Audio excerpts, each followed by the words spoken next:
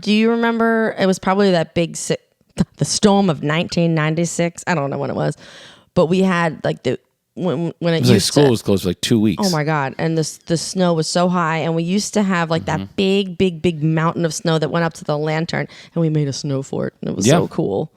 Everything was ice. I remember playing ice hockey on the baseball field. Yes, I remember that too. It was crazy. It was wild. It was like we were out of school for 2 full weeks. It was the best. Yeah. We used to have such great snow, and we had really tight sledding. I mean, our hill was really good, except for like I don't think many people went into the creek, which was good because you really could have gotten hurt. Yeah. I'm sure somebody did. You probably did. Oh, I'm sure I did. But our hill was really steep, and then we had a hill, like a street right up the street from us. I'm having trouble with words. No. That was really cool. Maple Hill was cool. Where else did we go?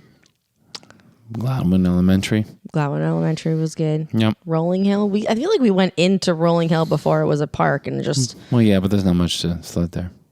I have really cool memories of sledding there, but I think it was a dream. I think it was a dream too, because there's really nowhere to sled there. I'm gonna hold on to that memory because it was so fun. Okay. It was like a luge. Oh, okay. Yeah, I think it's a dream. Yeah. Yeah.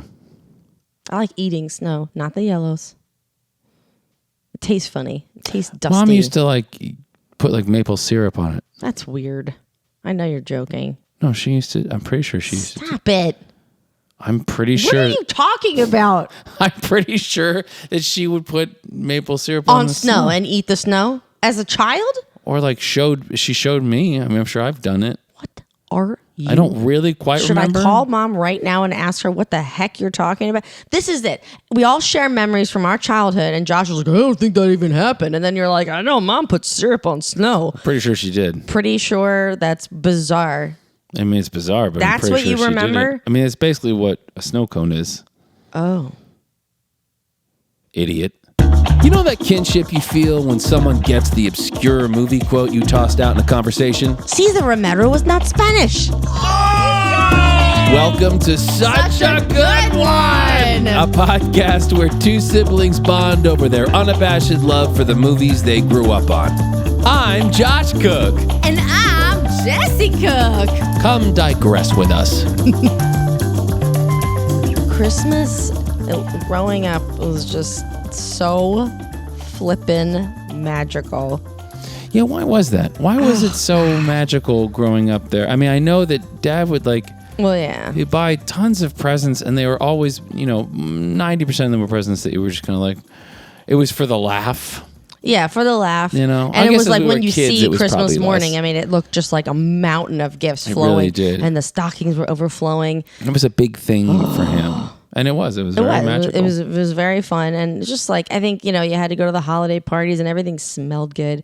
And it's only, I feel like, in the last several years that it just don't feel Christmassy anymore. And it makes me sad because I love Christmas and I love the music. You don't feel Christmassy anymore? No. Well, that's what this movie's about. I know. I'm Ginny Granger. So hopefully your family won't be murdered. This movie, I want to know why, because I don't feel like I knew how messed up it was until I showed it to someone else, and like he was like, "What is this? What's happening? This is a Christmas movie?" I'm like, "Well, yeah, but it's like all the others where it's things they show you a glimpse of bad things. They're like, not everybody dies." I'm like, spoiler alert! Like, jeez. So everybody's dead. I'm like, yeah. Well, so this movie is One Magic Christmas. Yes, so good. Which I obviously remember watching. But what's funny is that all I remembered about it was the weirdness of it. I only remember the dark and the weird parts. And I probably haven't seen it since I was like, pre-teen or teenager, probably. I watch it all the time. Yeah. Did you like watching it? This is the recurring theme. Yes. And the thing is, like, I loved it. When you watched it again, or when you were a kid? I watched it just before you came over here. So good. And I remember it as a kid, sort of, as one of those movies that Dad watched because it's his favorite one. He said. But he said, favorite. He said, I love that movie. No one else does, is what he said. Well, you mean us? I don't know. But think about, Dad, I'm sorry if you're listening. But like, that's the thing is, you can't, you got to make fun of things. You got to make fun of that movie because, I mean, we'll get to the part where the old man angel appears in the little girl's bedroom and tells her not to tell her parents that he was there. And he's like, that's crazy. Stop it. And I'm like, what's that? I'm saying, like, I love the movie. And he's like, obviously not. Like, I feel like he's like personally hurt by it, but I still love the movie. But it is creepy. Yeah, it's that thing when you are showing someone a movie that you really love, and then you can tell they're not interested, and you kind of feel like, oh, it sucks. That's the worst. Yeah, I love that movie. The people I watched it with liked it too, but they were very hung up on the tragedy of it. I was kind of like not. I was like, I'll watch this. I thought this will be a fun one to like just make fun of or something, essentially, because it's Christmas. It's Christmas time. It's the holiday season. Figure this will be kind of a silly, fun one. Like, how crazy is that movie? And then I watched it right before you came over, and I was like, this movie's really, really good and really beautiful. Actually, it's like really, really good, and so many good things about it. And yet, there's a healthy dose of creepiness in it as well. And the dad is so sweet. It is so he is. And actually, that was the one thing I hadn't. Such a sweetheart. I hadn't looked him up yet, but I love. I'm gonna jump ahead. I guess I should. I love when they're going for that walk. Yeah. And he's like, honey, you came out here to cheer me up. You're doing a lousy job. Yeah. I love it's like that. It's a classic premise of the Christmas movie where, one person, she's screwed. She's like miserable, doesn't like Christmas, down, and they're, down on their luck. And he's just like, can't lose the magic and wants to take, risks financially to make sure that Christmas is exciting for their kids. And his wife, Ginny, is like, oh my, what are you doing? Yeah. And it's just like, she's the buzzkill. This guy, by the way, works all the time. I know. He's in that movie, I think, The Taking of Pelham. Blah, blah, blah, blah. He's in Killers of the Flower Moon. His name is Gary Basaraba. Let me see. Yeah, he's in a lot. I've seen him over the years. Like, he's very good. He is good. He's really great in this movie. Very genuine. Movie. Yes, he's so good in this movie. Very sweet. The whole movie is really great. Dad used to do that thing too. In the one scene he's putting his daughter to bed, he picks her up by her ankles and sweeps her across, and she grabs the sheets she can. He did that to you? Yeah. He didn't do it to you. No, I don't remember that. Did he do it after he saw this movie, or is it something he just did? Oh, I don't know. Probably after. So, One Magic Christmas. I wanted to read this thing. Well, actually, no. Wait, sorry. I want to read this thing. I like that the brother and sister call each other meatball. Yeah. That's cute. This is from the New York Times review of this in that year, which was what year? 1985. Oh, wait. 85? November 22nd, 1985. This article came out. My birthday. Wow. Only at Christmas time can the cautionary tale take on the kind of inspirational quality it has in Frank Capra's It's a Wonderful Life, in which a good man sees the world would have been like without him. Philip Borsos's One Magic Christmas doesn't have the same multi-hanky impact, but it's an affecting, well-played film in a similar vein. One Magic Christmas still manages to seem largely credible thanks to the presence of Mary Steenburgen in the leading role. Miss Steenburgen is a graceful, gentle actress of such substance that she seems able to handle anything, even a film that requires her and perhaps you to believe in Santa Claus. Someone's a Grinch who doesn't believe in Santa Claus. Her performance here moves seamlessly from one end of the emotional spectrum to the other, and she seems as genuine in her final joyfulness as she does in her initial despair.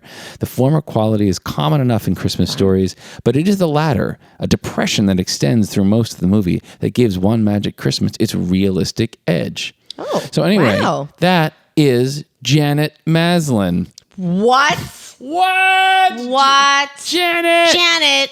Janet, you did it. Janet, finally. You did it, Janet. Janet, damn it. You watched the movie and liked sort of it. Finally. She goes on to say some things about what. Yeah, but I just wanted to read those parts because I love this. I love Roger Ebert, and this review is It's funny that you perfect. say that because I was listening to The Cutting Edge on the way over because I actually hadn't listened to it yet, and you said the same thing, that you love Roger Ebert. I do. I've come to like it. I never thought about him much, or any critic, until it's this. But I've come to like him, and I love what he said. Like, I think he writes the perfect review. So this is Roger Ebert's original review from let's see, is it the same day? Same day. Same day. Yeah, well, because it came out, so the ruse. It just goes, this is very unfortunate.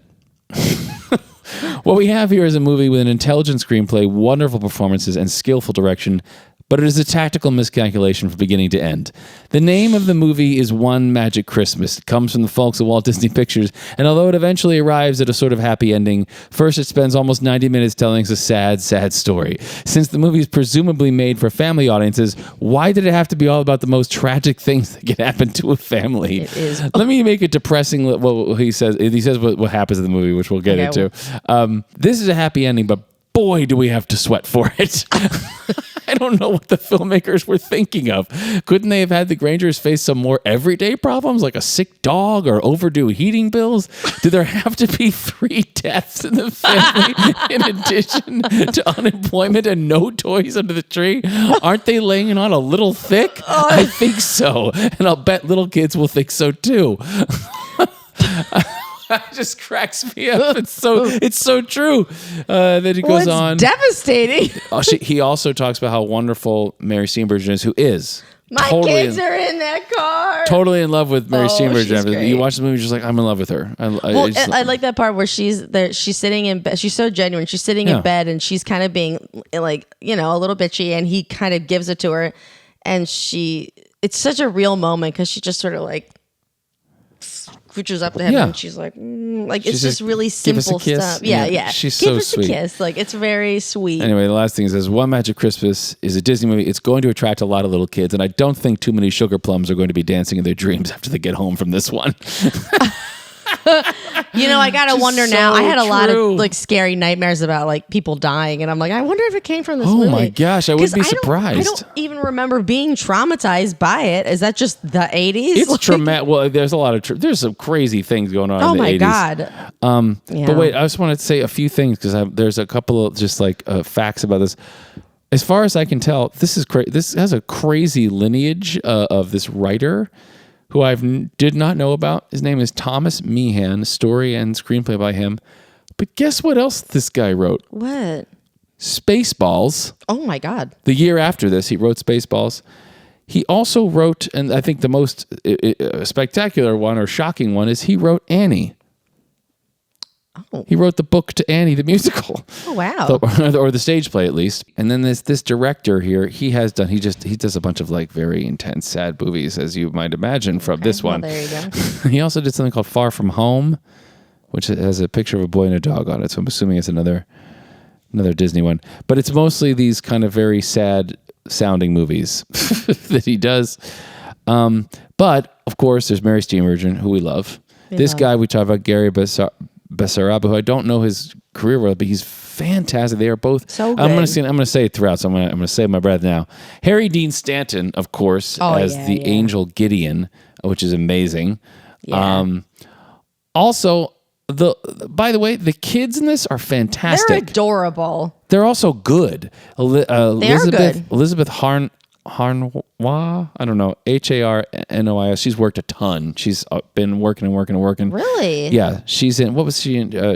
I think she was in one of the CSIs forever. Oh my God, I can picture her. I can picture her because of the way she looks. I have to look it up while you're doing that. She was on CSI. The original CSI looks like for like 80, what is that? 4 or 5 years. What's her name? Elizabeth Harnois. I don't know. Oh my God, it is her. Also, you know who the friend is?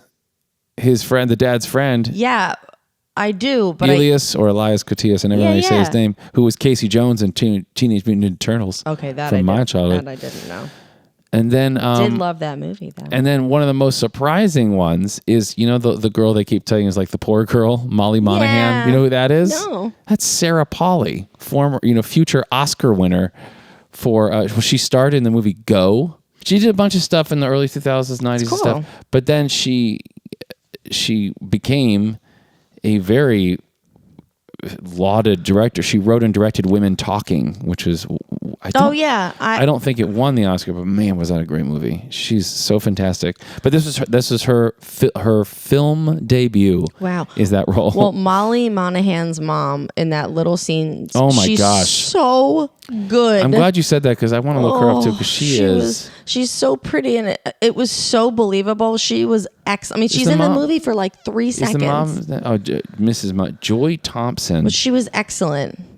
It looks like she worked just a little bit. And then she did this movie, and then she did War of the Worlds TV series, 1 episode, and then that's it. Ugh.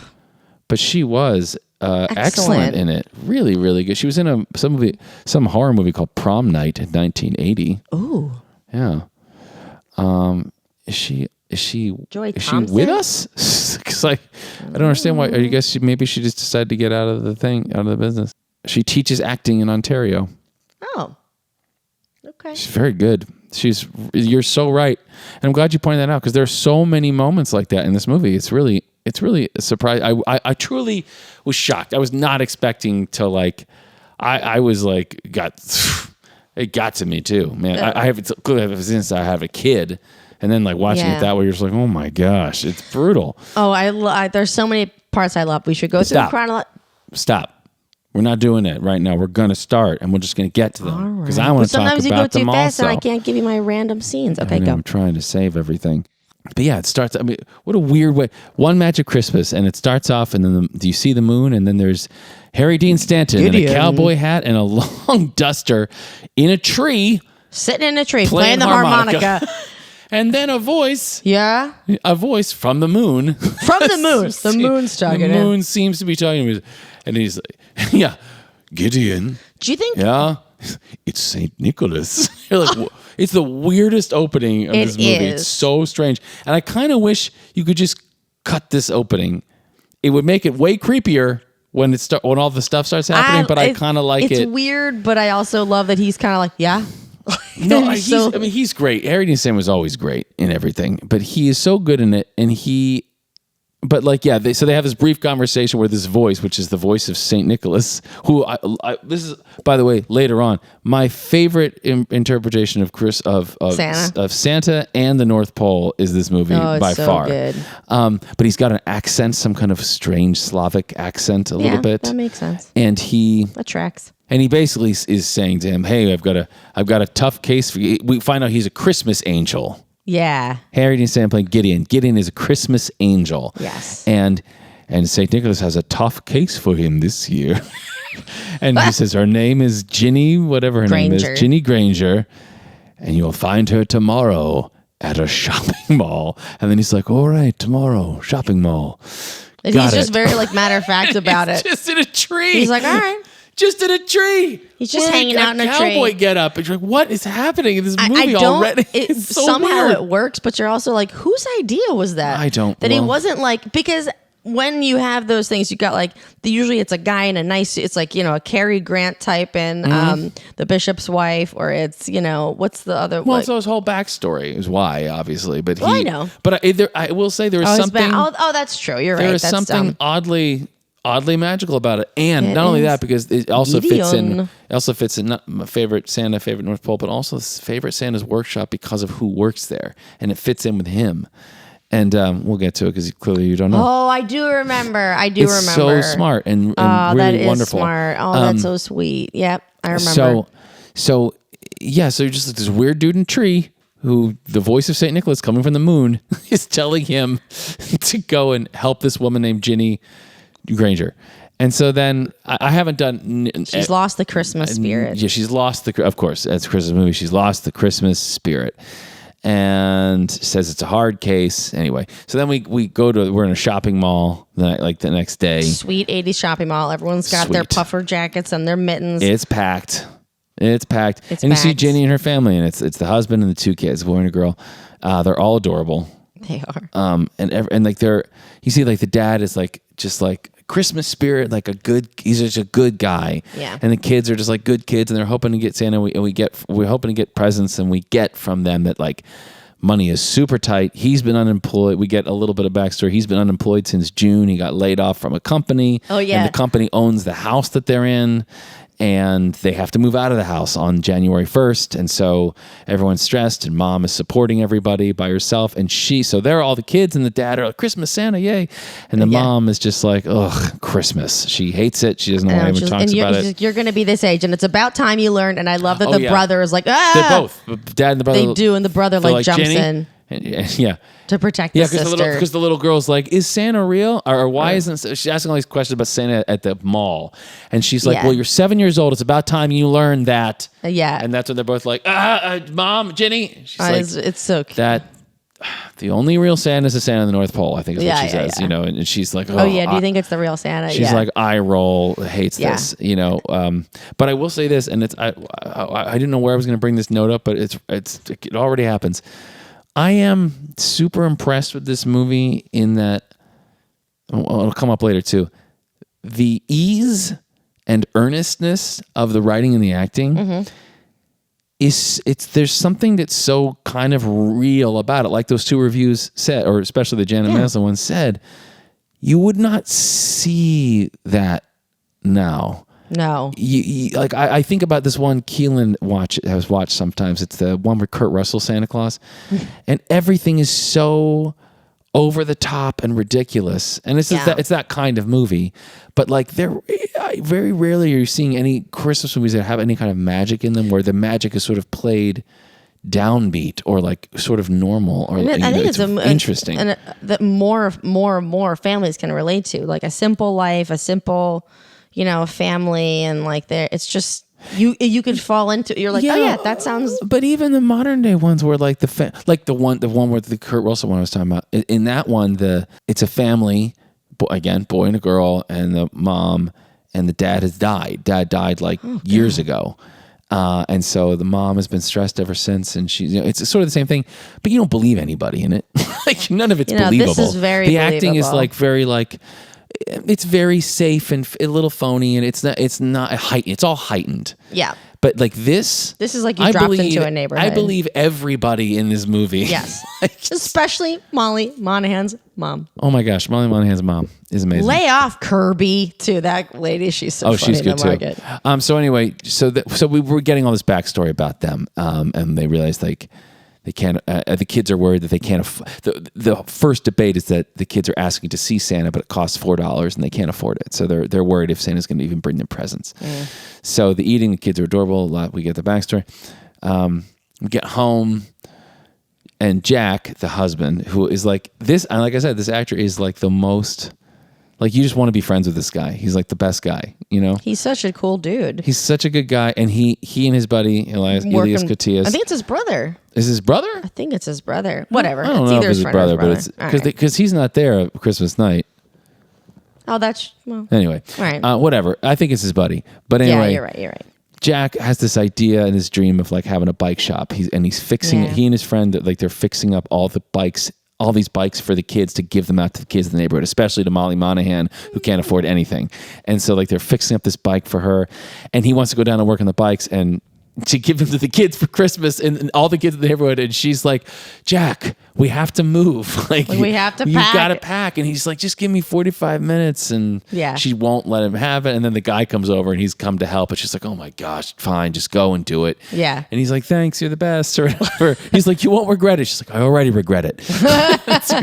Yeah. But again, all the acting, like I'm just hamming it up. He's such a good, and they're keeping it hush hush because they're raising money to do the tree lighting in town because the town's so poor. They bought like a generator, I think, and they've been raising money to fix the bikes. And he's like, and he won't tell. He doesn't want to tell the wife because she will be mad at him. And, because anyway. So that's all going on. We're figuring all this stuff out. Meanwhile, here, Gideon, who we've seen, by the way, he was in the mall also, kind of wandering around, following them, like no one would notice. But I guess he was invisible then.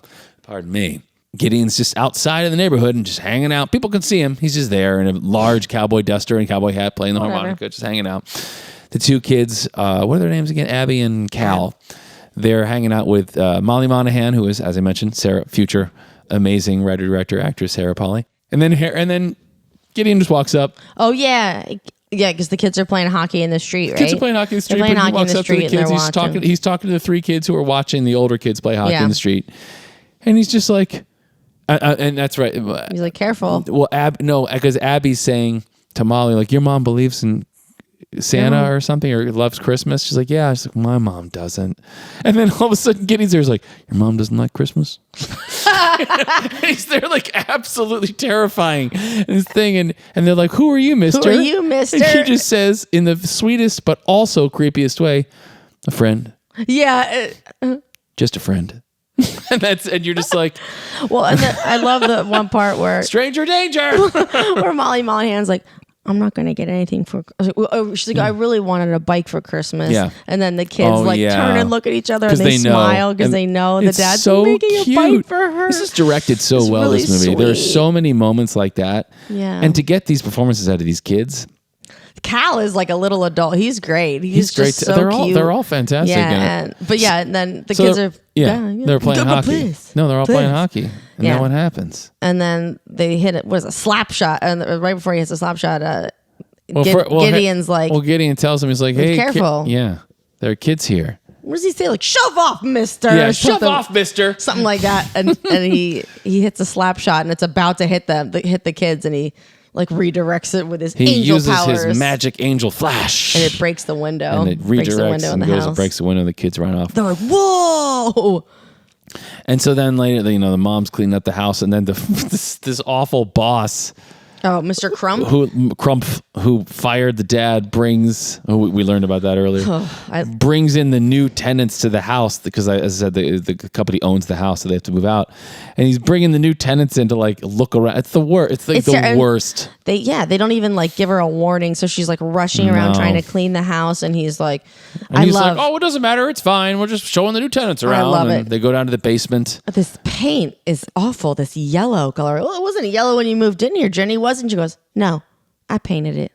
I like yellow. Yeah. She has the most, part of her thing, I think, Mary Seymour, she has the most fragile voice. She does. She feels like she's just going to break at any second, and it so works in this movie. Yeah. And she's, I don't know, there's something so delicate about her and so lovely about her in this film. She's great. It's funny because she's pretty brash in the movie as well, but she's still... Yeah, she's tough. She's tough. But she's like barely keeping it together, and it really what she brings as an actress and just her natural ability, her natural voice. Yeah, she's very good. It's fantastic casting. You can't steal my favorite line though. I don't know who cast this. I should have looked that up. But whoever it's perfect casting. This entire movie is just absolutely perfectly cast.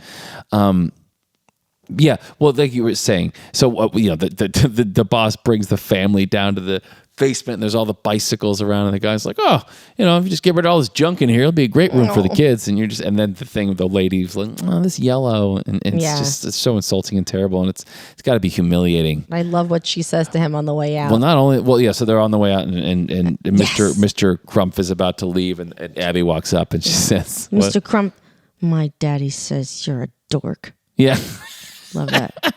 What's amazing about that, and I was saying, I wrote this down, is I said, holy crap, that delivery on that line is perfect. Like, my daddy says you're a dork. Yeah, she has this clenched jaw, and she doesn't move she her looks eyes. Super angry. She looks like I would not want to fight her. She looks so pissed, and what is she, probably 6 in this movie? 5, 6, 7 years old. Well, she's incredible. But speaking of that, were they driving home from the mall when they're in the back seat and he talks about meeting his wife and he's like, prettiest girl? They didn't do that yet? No. Oh, are you sure? Because it's important. No. Because I like her responses because it reminds me when I was like her age. Shut up. Okay. Because when you were her age, what? When I was her age, I was apparently standing in the driveway with mom, and I forget what happened, but like she was standing in the road, or I don't know, whatever it was. Like she got closer and she's like, well, you wouldn't want something to happen to me, would you? And I said, well, I would just get a new mommy. Just that 80s kind of like when they're in the car and she says. Amazing. Yeah. Where would you get where in your mind were you getting a new mommy from? What did she say? Do you remember? I don't remember. That's like, awesome. Oh, thanks. Just get a new mommy. Just get a new mommy. It's actually horrible when you think about someone saying that. That's a terrible thing, especially if you understood anything. Then it's really bad. But if you were just a dumb kid, I guess that's sort of okay. I was in kindergarten or lower. I don't really know. That's pretty. I would just get it. I love it. Wow, that's cold.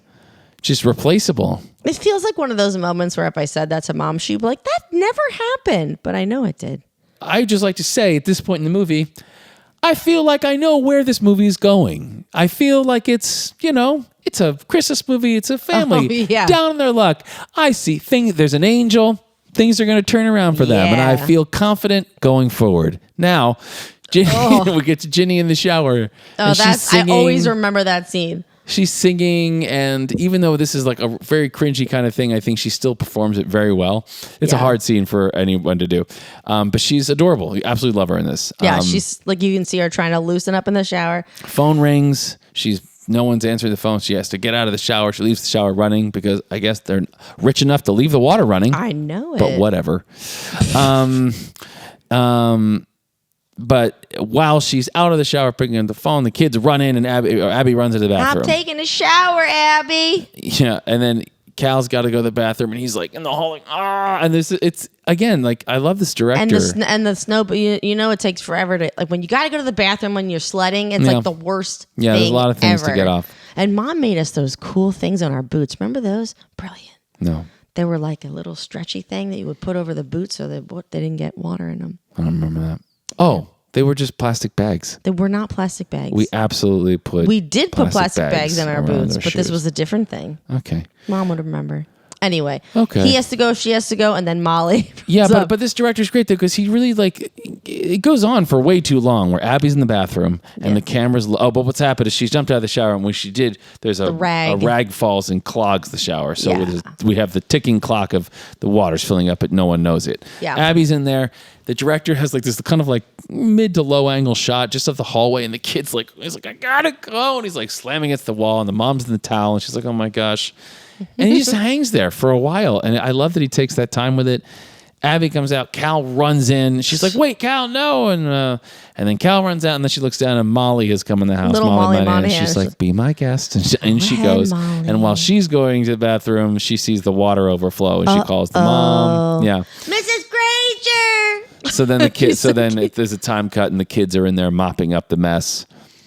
And that's where they have the what's a dork conversation. Oh, yeah. Yeah. Yeah.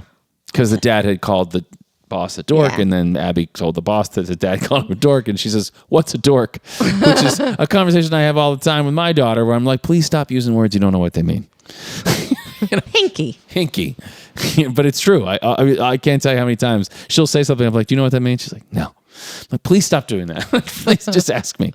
I love the way he explains it. He's like, well, meatball. Like, he's just like, they call each other meatball. How does he do it? I don't even remember what he says, but I don't write these things down. She's like, I know everything in the movie. And then I actually ask you, you're like, I don't know. And you even referenced it earlier. What?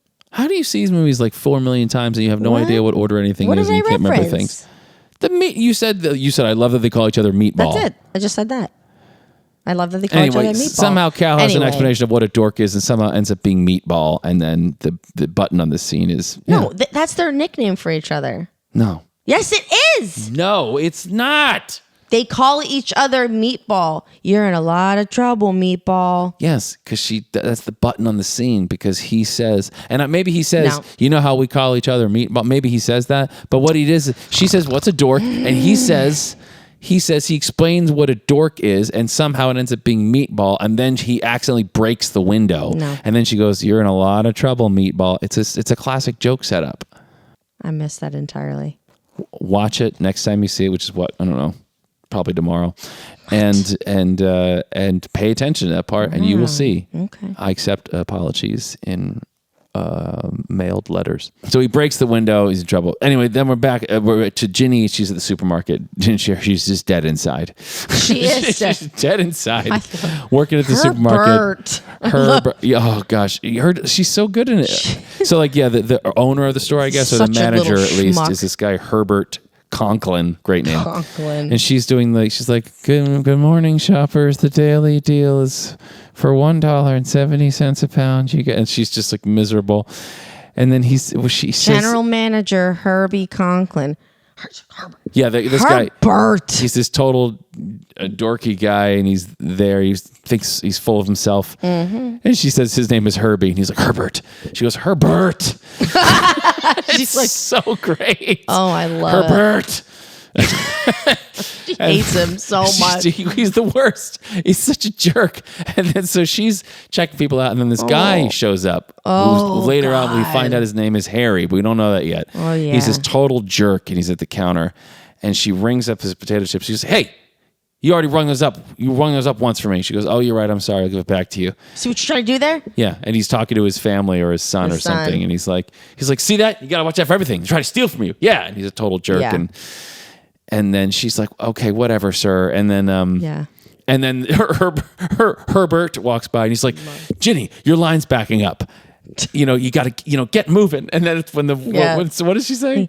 Something like The coworker. Yeah, she's like, her line's backing up because she made your announcement for you. Lay off her, like lay off her, Herbie. And he's just like, whoa, and he just goes yeah, away. she's behind because she made your announcement. And he's very she's funny. He's got to be in stuff, or either that, or he just has that look. He looks like Campbell Scott a little bit.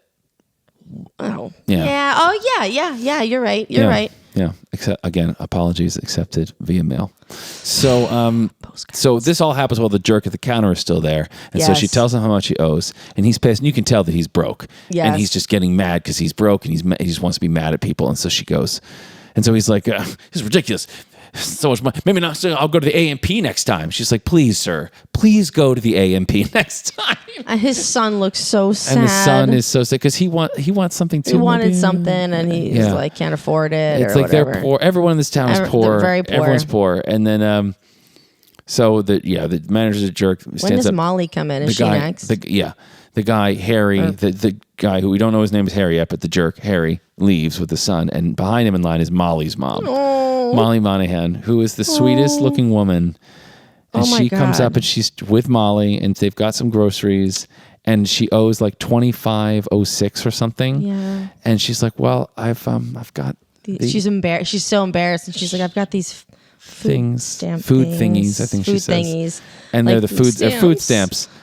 And she looks so. And she again, you're so right. This actress does it so beautifully because she is just, it's all inside, and she's just so trying to keep it. It's trying to have pride and trying to like not be embarrassed in this situation. And you see that so juxtaposition lovely. too between the guy who was so angry and yelling, and his son was upset, and she's just, you can see she tries so hard to hide that from Molly, and like she's so kind, and she's like, "Well, that brings it down a little." She's like, I could loan you," and she's like, "No." She starts taking stuff off. She's like, "Well, because she can't take the food stamps, I think is what it is, right?" I think either that or it brings her down, but she's like, "But you still owe this." And she's is like, that what it is? I don't need this. And okay. I thought maybe they didn't accept food stamps. I'm not sure, but she takes one or two items and puts it away. She's like, "Okay." She's like, "Well, that brings in a 24." She's like, "Okay, I'm good now." And so she gets them. It's just, it is, but it's. I love that you noticed that too, because it really, like, I watched that and I was just like, "Oh my god!" It makes me feel like I'm going to cry every time. And so beautiful. I don't even remember what she pushed away, but you just know that she pushed away something that she needed. No, right? no, it's like it's like a dessert pie. Yeah, I but think, it's or like something like that like she wanted. It's just like she's so. You could tell she's just That's like such kind. a good note, by the way. That's exactly what it should have been. Is something that very clearly was for the mom. Yeah, that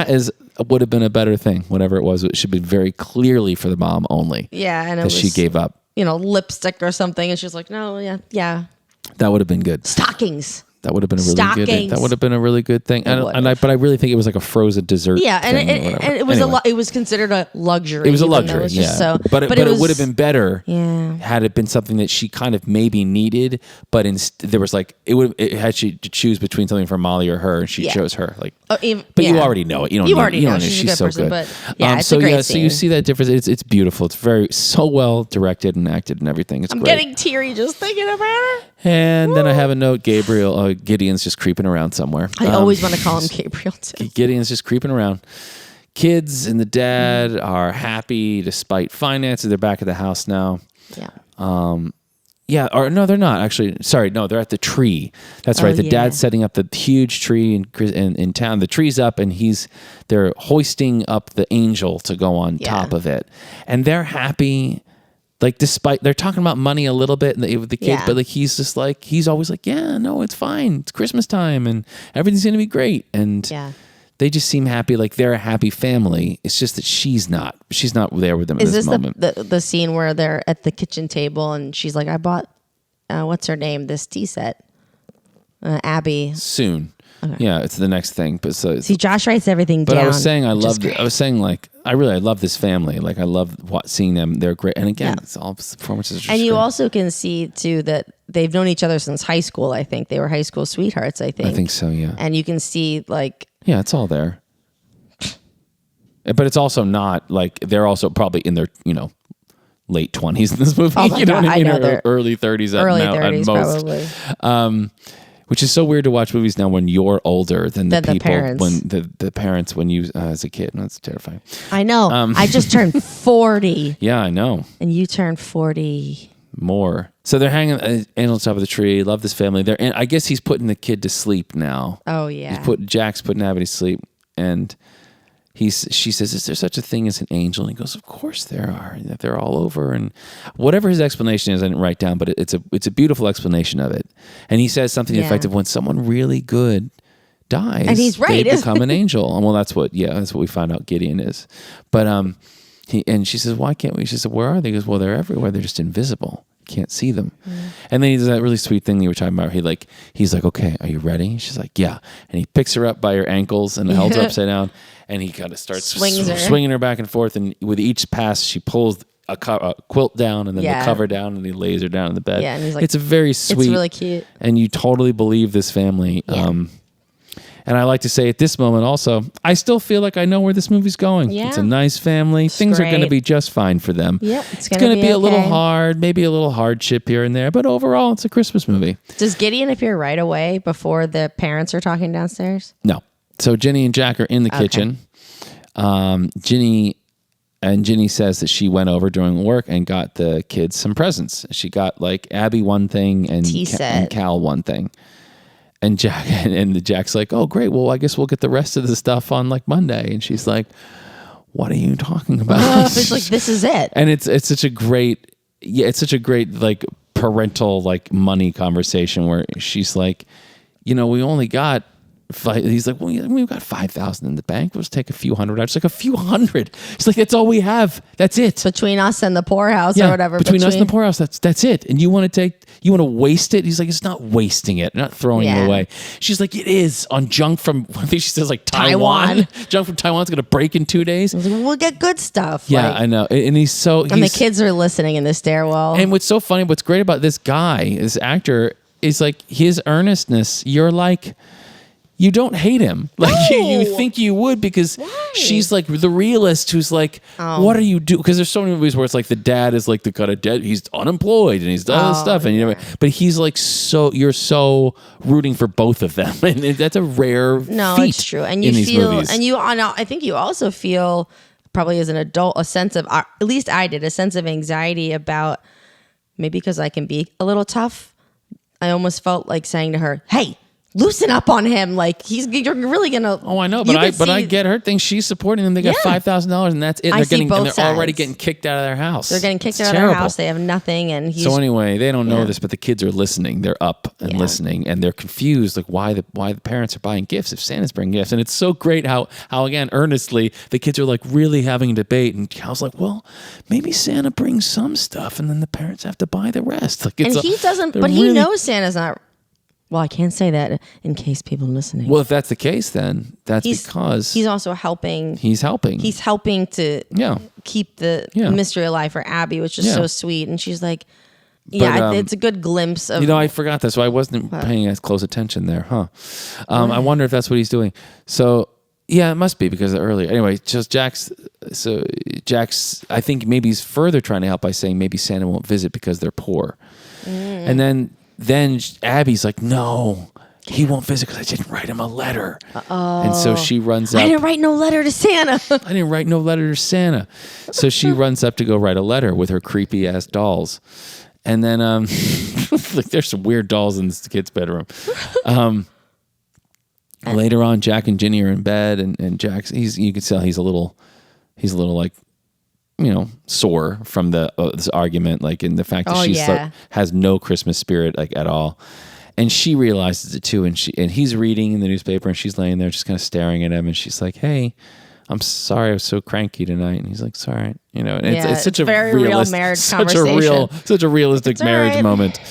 Yeah, it's okay. And then she kind of like, you could see she wants to make up, and she again, great direction. She just hangs on her. She kind of moves forward and kind of nuzzles in, and she's like, "Give us a kiss," you know. Give us a kiss, then. And then he does this brilliantly too. He turns and he kind of has this like laugh smile thing, which is that thing of like, God, when you can't quite let go of your frustration, but you know you should, and you don't know how to, so you kind of laugh it off. That's what he's doing. It's great. Yeah. And then she says something about, "Do you believe in Santa?" I think. And she said, like, "I love," and it's sweet too because she's like, "I love that. That's the great thing about you." No, that's later, but she compliments him on like she understands, like she's recognizing that moment, like she's making things really. She's trying to being say, a downer, and he's kind of pointing out, like, well, at least he's like, or she says, "Do you really believe in Santa?" And he's like, "Well, yeah, sure, or at least a kind of Christmas spirit that's around kindly older, that's around the holidays." And so I said these actors are great. So anyway, in the midst of all of that, Abby has finished her letter and she sneaks out of the house to run down to the mailbox at the end of the street, and Gideon's in a tree. It's playing harmonica. Oh wow, he comes to the room a lot later than. Okay, yes. And so she puts the letter, she mails the letter in the large post box, and she turns to go, and then all of a sudden Gideon is right next to the mailbox, and he uses his magic with his bright light, and the letter gets sucked back out into his hand. And then and she's just like standing open, there like slack jawed. And Harry has this conversation, or Harry Dean Stanton. Gideon tells her he's a Christmas angel, and then he tells this whole backstory. You remember what it was? Yeah. And it was, she's like, "What happened?" And he said a little boy, he was out on the rain, out on the whatever he was doing, and a little boy in the river. A boy fell in the river. And he said, "I jumped in to save him, but I got myself drowned. Couldn't swim." Yeah. So he's explaining what a Christmas angel is. You were trying to test me just then.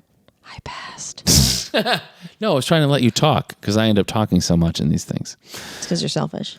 No, it's because I actually take notes and know what's going on. Yeah, but I like that you take notes and then I do the random little pieces. I like it. But yeah, like that. So that's the I'm reiterating this because that's the explanation of a Christmas angel. That made sense. He's a good person who's done a really kind and good thing. Yeah.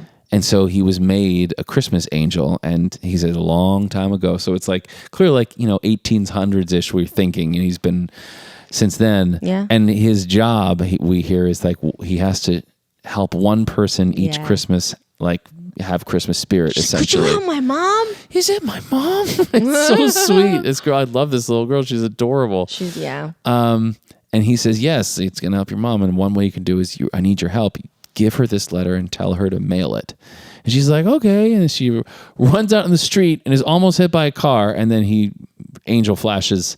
It sounds terrible, but he angel flashes and you think they wouldn't let that happen at a Christmas movie. Yeah. Oh no, she's not getting hit by a car. Oh no, and then she doesn't. He saves her, and she runs. That's the second time he's saved. Does a little flash of light, and then she's like, "Happy, almost got hit by a car." And Mary Steenburgen has realized she's not in the house and runs out and gets her. She's like, "What are you doing?" She's like, "I had to mail a letter to Santa." She's like, "I can't believe this. I don't want to hear anything more of the Santa stuff." Yeah.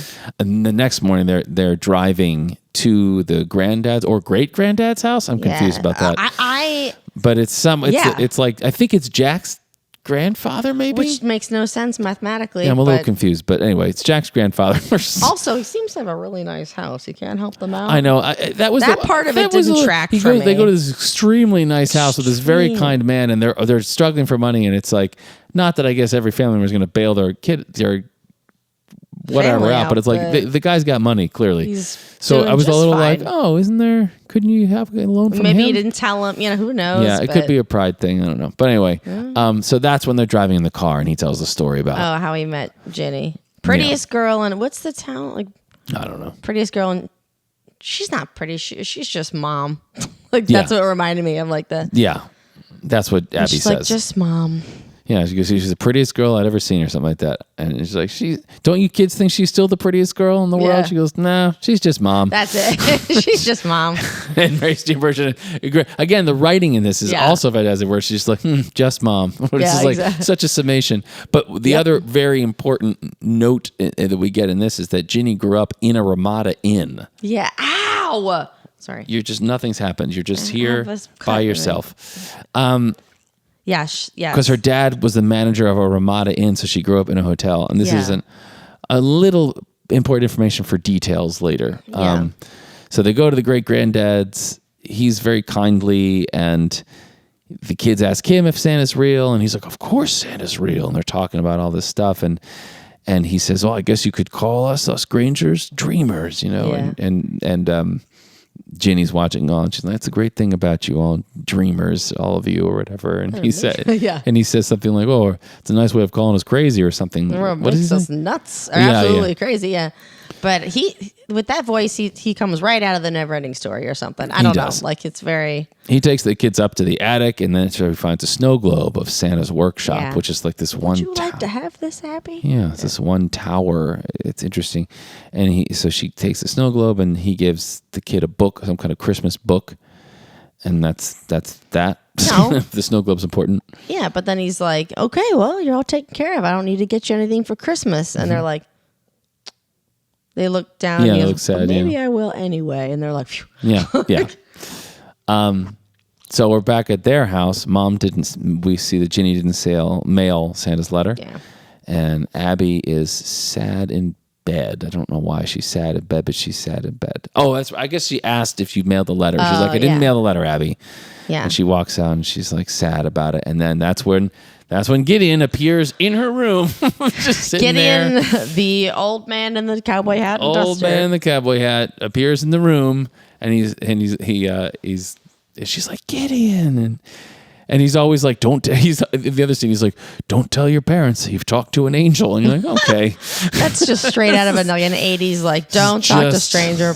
just And that's when Dad's like, that's terrible. That's ridiculous. Come It's like, on. Dad. I'm like, really? So I want to be like, Dad, if you walked into one of our rooms in the middle of the night and there was an old man in there, you wouldn't be like, get out of my house. Like, or you'd be like, wait, are you a Christmas angel? Are you a Christmas angel, All sir? right, cool. All right, may I join? What are we talking about? May I also go to the North Pole? So Gideon looks at the snow globe, and then he drops it, and it breaks. And she's like, it broke. And then he reverses, and it comes into his hand, and it's all put back together I again. love it. Fixed. And he goes, yeah. And Gideon says that he's able to do that with a snow globe, but he can't do that with what's broken with your mom. Yeah. Only she can do that. And then This is so scary. Yeah. And then he says one of the more ominous things. Yeah. No matter what happens. It's like, no matter what happens between now and tomorrow night, don't be afraid. And you're like, What? what's going to happen, Gideon? And you're just like, okay. Okay. What? And she's like, okay. Like, And this has is a kid. no clue what's about to happen. And even still, I'm like, oh, that's strange. Something But weird, I feel you know? like, he's going to put them through some kind of trial. Like maybe the house gets taken away or something, his mom gets more fired. Difficult. Like, she could lose her job, and they might Yeah. have who knows? They have to go to a or shelter. even they have a house fire. Something crazy. Something could happen. Could be Okay. crazy. Not this crazy. So then, the next morning, Jack wants to he was talking about getting a business loan for his bike shop. And she is in a pissy mood. It's Christmas Eve, and she is working a double has to shift, work. and so she is not having it this morning. No. And she's like, Oh, actually, I'm sorry. Oh, wait, I'm sorry. It's not You the morning should be yet. sorry. It's not the morning yet. You should be sorry. This is like the most important part. So she comes down from Abby's bedroom, at the kitchen table. Oh, and yeah. Jack's talking about the business loan, bike shop. She's like, you got to get a job. Yes. Oh, you my have to get God. a job. And he's like, I know. He's just so beaten down. And then he says, this bike shop's the worst idea I've had yet. And he storms out of the house. And then she gets sad and follows. And he's walking the street. And I love this just killer shot of this street. quiet. This high angle shot of this kind of like, low rent neighborhood, Yeah. slushy, icy streets. It's the slush too, and It's the Christmas lights are. It's just such a realistic Christmas neighborhood. it doesn't bring you back to any snowy walk that you had. There's set dressing on. Like there's lights. It's just the set dress. The art department is brilliant. In this. It just looks like a big bright moon. It's just There's a big bright moon, which is how they're doing this huge key light, but it's a big bright moon. But it's like these great shadows and stuff. Yeah, it's really neat. Christmas lights everywhere, but it looks like it's messy. It's dirty. It's not like a nice nice, like your I thought it was typical. pretty. It's not your Hallmark neighborhood. I thought it was pretty. I know, but when I'm for a Christmas movie, It's not like they're on the street in Home Alone. no, exactly, With the big like mansion. exactly, Yeah. big man. Like No. it's just like tiny houses. They're kind of like dinky things, beat up cars, slushy, unshoveled streets. Like it's a lovely, and the shot's beautiful. And I remember I've been on walks like that on nights like that. It's just beautiful the way they did it. When she runs up to him Yeah. and doesn't say it, I don't think she apologizes. She just sort of starts telling a story to sort of distract from. I think he might have or whatever. I think she's just talking about how, I don't know Yeah. if she apologizes, About the but stars. she's trying to explain Yeah. herself. And she's basically saying, we find out her dad died last Christmas, I think. Yeah. And she's at the point now where she's questioning what the point of life is. And she says, like, she says, like, my dad died last year. And I think to myself, like, what did he live for? And you're just, Yeah. he's like, what did he live for? And then I think about me and like what situation we're in. It's like, what am I living for? Oh my God. Do you ever hear that? You never heard that part? Well, yeah, but I'm hearing you say it. It's like so dark. It's a pretty dark thing to say. Well, yeah. I mean, I can relate to it a little bit, but it's Oh like, my but it's God. like, I think everybody can. but it's like, and he is so Lots of stuff. he is, and like any good screenwriter does, like, these two are the antithesis of each other. Like Yeah. they're in love, but they're in conflict, and because he's the exact opposite. And he said he has a great line. I didn't write it down exactly what he says to her though. And she says, "So what's the point of living?" And he says, "Well, I guess it's nights like this." And looking at the stars. Looking at the stars and everything. That's when she tells a story about a song that she used to sing called Lost in the Stars. And she sings this song in the middle of the street. And it's really beautiful. Lost in the stars, big stars, little stars shining in the night. Yeah. And it's very quiet and it's very, they take their time with this. It's paced really well, I think. Beautiful shot of that neighborhood again. And then after the song, he just goes, "Well, Ginny, if you came out here to cheer me up, you're doing a pretty terrible job of it." He's like- I'm just gonna make the block again or whatever. Yeah. And then he walks off into the night. And Because she says all that, and she's like, lost in the stars. yeah, she comes out. She's like, "What's the point of living? We're lost in the stars." And then he's just like, "Okay, well, that's great." Like, I'm gonna go walking." And so he walks. she's like, Jack. Yeah, and then he's dead on. She's a terrible job. I can relate to this. You're like, thanks for trying to cheer me up. Yeah, I have experienced this. Oh yeah. But anyway, so Jack says, she says, bumming him out. Well, she goes to the mailbox, and as she does, Gideon is sort of there. And she's, of course, like, who's Super this startled. freaking guy? This is I liked her reactions because it's very, and not like, and think in some movies they're like, who are you? And she's like, whoa. Yeah, no, she's what's- very cautious. Like, it's very believable of like, okay, I'm a woman alone on the street at night, and this man where's is my here. husband? It's Yeah. very believable, like Yeah. how she does, like everything. But he for me. calls her by her name. Not only this, but like when all the crazy stuff happens, like she's so believable and all that Oh too, my because it's God. so underdone. Yeah. But anyway, so yeah, he goes. I guess she's maybe gonna mail the letter because she had it in her hand. I don't know. She's Yeah. mailing something, and he goes and he says Mailing something a about letter, like you mailing a letter, maybe to something Christmas. Maybe you're a little too old to send a Christmas letter or something like that. And he's a little confrontational almost, which is odd. And he takes a slightly different tone with her, and she's just like, I'm too old for that or whatever. And yeah. starts to walk away. And he's like, "Don't you have any Christmas spirit or something?" Which is a super creepy thing to say And in the middle of the night. to me, and my a reaction to woman that in a too. neighborhood. To me, that was this equivalent of you should come on, smile. Like I was like, ugh. yeah. It's so. And her face when she turns around was like, I know she's got that look of like, excuse you, but like, it's that thing also of like, I have to be nice to this man because he could try to kill Right, me, and right. it's a very realistic portrayal, I think, of like what women have to go through. It's true. And try to be nice to these I'm weird men. telling you, at on a night. daily like almost a daily basis, my women friends and I will talk about like, people like, why didn't you just say this? I'm like, you can't afford to just say what you want. No. You just don't know. because you Like, never know. It's some psycho. Yeah, totally. It's just like, yeah. And so he has this energy about him a little bit, and also he looks insane. He does look His insane. outfit. I would have been like, I'm out of here. And he's Like, talking about the Christmas spirit and everything. You're like, what? And then he says about the Christmas spirit, he's like, "You've got to find out, Jenny. I Yeah. want you to find out." And then but then walks away to her Yeah. delight. and then he walks away, and then she turns and she stops, and she's like, wait, how'd you know my name? And turns Yeah. around and he's gone. I love that. How'd you know my name? Yeah.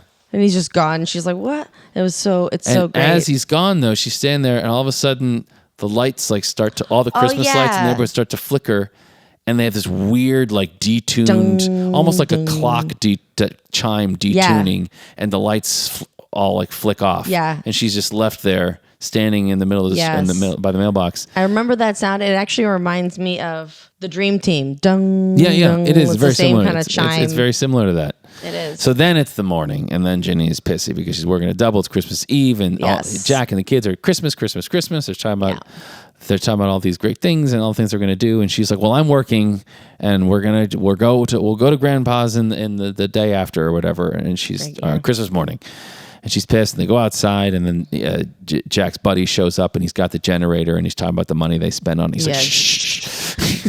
And is he married to the woman that works at the market? Because they come at the same time. I don't know. Maybe it doesn't really. I don't know. Matter. So then Ginny, on the way to work, stops at the gas station, and there, at the gas station, is the jerk from the market, the guy who was like, "Oh, maybe next time I go to the AMP."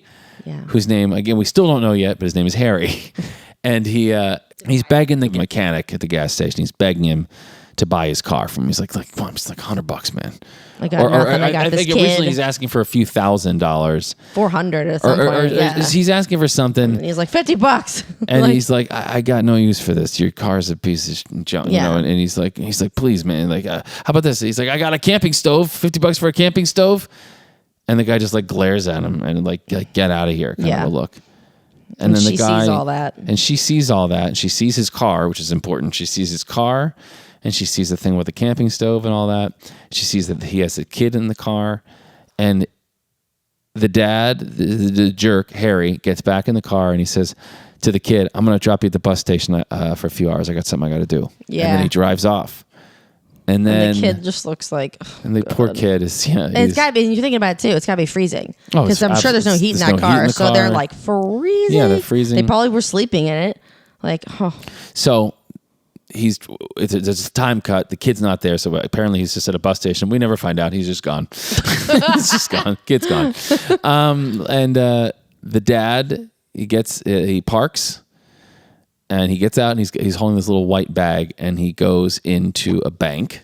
Yeah. And then right after he goes into the bank, Jack pulls up with a Christmas tree on the roof, tied to the roof, and double parks right in front of where the dude just pulled up and parked. So he's blocking the guy's car unknowingly. Well, he knows he's blocking a car, but small town, I guess it happens. People are like, "Jack, get your car out of the way." So Jack is going also into the bank. Meanwhile, the kids are supposed to stay in the car, but Abby is right across the street from Mom's work, so she runs over out of the car. Cal's like, "Abby, gosh, can't get out of the car." She's like, "I'm going to go see Mommy." And she runs over. Told us to wait. So she runs in to go see her mom. Tells her mom that she's like, "Why are you here?" She's like, "Oh, Dad's here. He's parked. He's over there. He's got a Christmas tree. It's tied to the roof." And she's like, "Son of a!" She's just buying a Christmas tree now.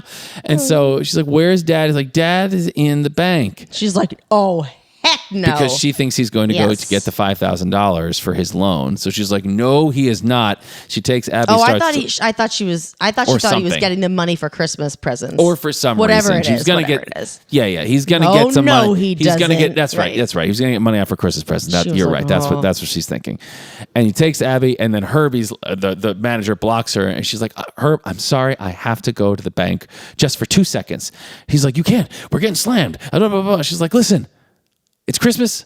I'm going to the bank, and I don't care what you do," or something like that. And she leaves, and he goes, "Well, then you're fired," which of course is like the last straw. But she says something like, she like also says something like, "Go shove it," or something. Yeah, she says something to him. Like, gives him his comeuppance a little bit. But now she has no job, and now they are absolutely screwed. Yeah.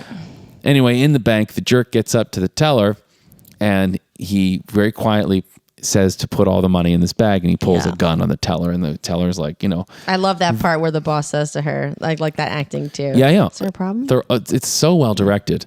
I love that. Is there a problem here? Yes, sir. Like, I love that. She's very quiet, and she's being very small. She goes, "Yes, sir." And she's sweating, and the guy looks and gives me the chills. And he's collecting the money, and then just then, when the manager asks if she needs help. And then he panics and he pulls a random woman next to him. Do they hit the alarm or something, or no? Or like I don't think they hit an alarm, guard?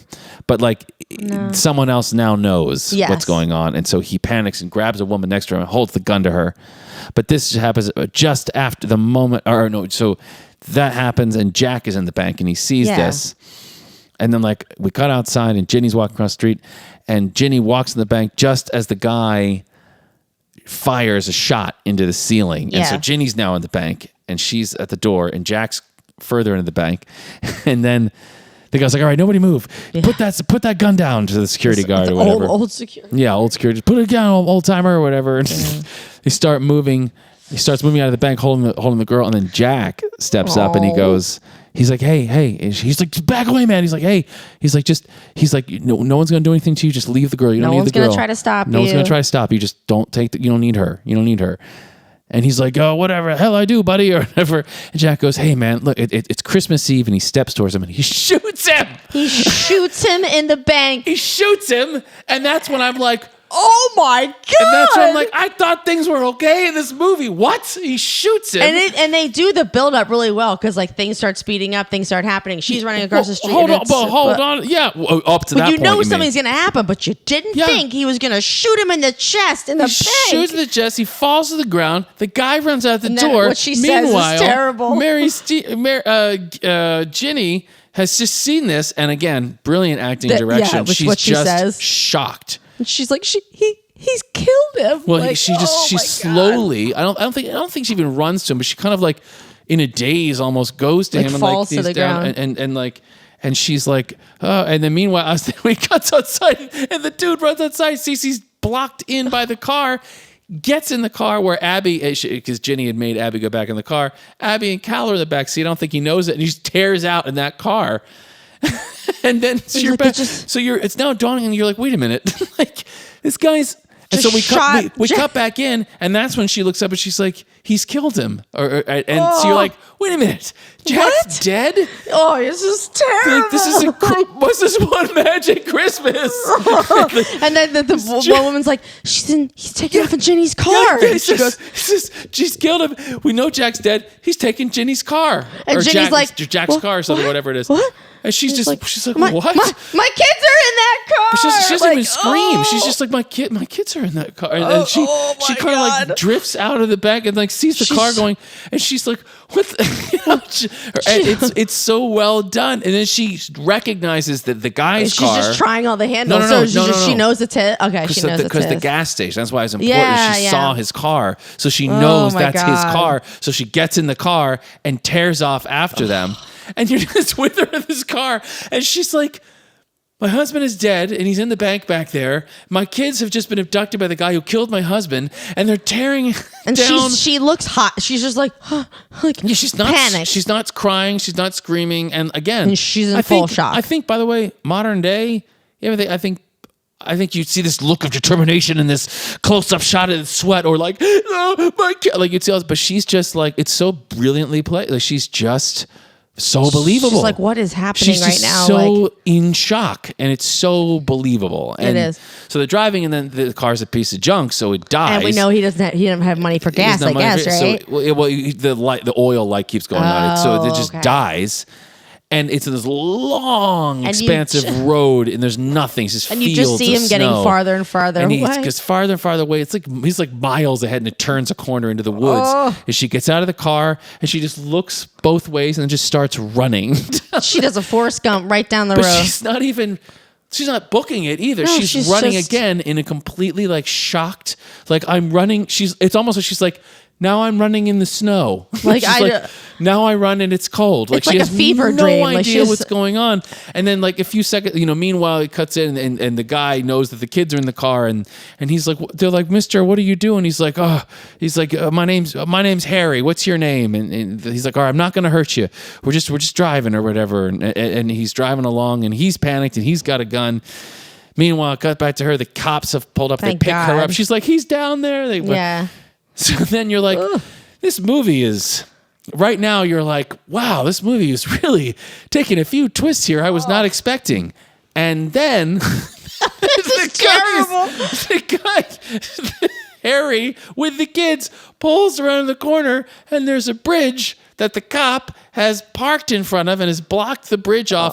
Mostly, there's like a little room to get around on one side. There's cops behind him coming up. There's cops in front of him. And so Harry slams on the accelerator, smashes into the side of the cop car, and then careens off the bridge into the freezing cold water. The river. And then anyone watching is like, what? Oh my God. What is going on? Oh, it's terrible. It's one magic Christmas. And then she pulls up in the cop car. She and just gets jumps out. And she just like stumbles down the snow embankment to the river and just stands there and is just watching the muddy, icy river flowing by.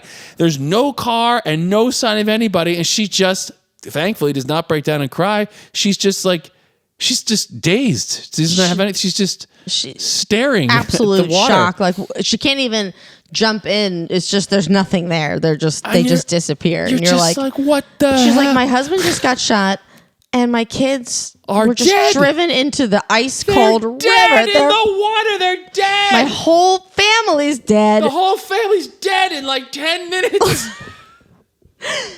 What Merry Christmas to you.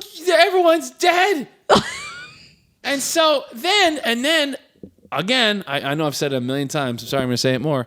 Great direction and editing. The next thing we see are still locked off shots of the empty house. The kitchen, nobody in it. The basement with the bikes, nobody there. I think the living room maybe. And then I think they're in a bedroom or a bathroom, and then she's there just by herself. And there's something so powerful about those images of an empty house, and she's just in this empty house. And I think she's standing in the shower. Maybe she's clothed, but I forget what she's standing, but she's just. I want to say it was the bedroom because he comes in like the great granddad or whatever, right? No, not yet. Not yet. So she's standing in the empty house. And she's great throughout all this. And then I just said she's great. I think she's in the bathtub or in the bathtub or near it. I could see for that. some reason. And she just starts like she's just trying to hold. She doesn't break down crying. She's just trying to not. She's just holding it all in. Yeah. And it's amazing. And now this is the part. This is what my memory of the movie is. This sequence. Yeah.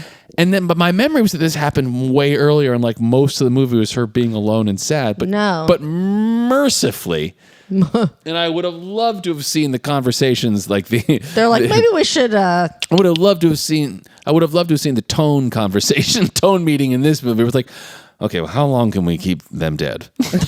because it's probably like 2 minutes that she's in the house, maybe even less, and then it cuts to the side of the river. And the kids are running right next to the river, and Gideon's there. Yeah, and he picks up Abby and he carries her, and Cal's walking behind. And they're not wet, like they're not wet. They're just there. They're not wet. They're just fine. Harry's gone. They let Harry float away.